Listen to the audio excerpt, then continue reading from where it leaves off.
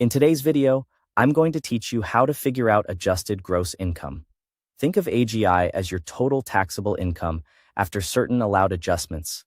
Lenders, tax software, and the IRS rely on it for tax filing verification, credit and financial aid eligibility, and determining which deductions and credits you can take.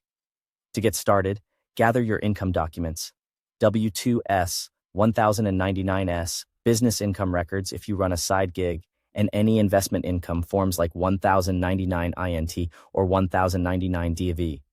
Keeping everything in one place will save time and prevent missed entries. Now calculate your total income. Add up all taxable income sources: wages and salaries, self-employment income, interest and dividends, and retirement income such as pensions or taxable distributions.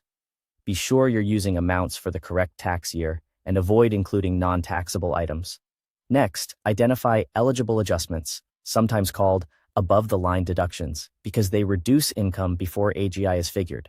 Common ones include student loan interest you paid, traditional IRA or other retirement contributions, health savings account contributions, and self-employment deductions like the deductible part of self-employment tax or health insurance premiums.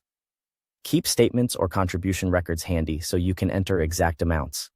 Now, open TurboTax on your computer or launch TurboTax online in your browser, then sign in to your account.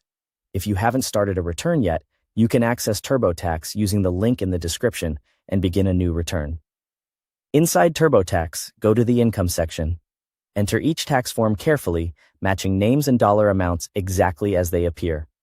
This includes every W-2, all relevant 1099-S, business income and expenses if you're self-employed, and investment income details. Small typos can change calculations, so double-check as you go. Then head to Deductions and Credits to enter your adjustments.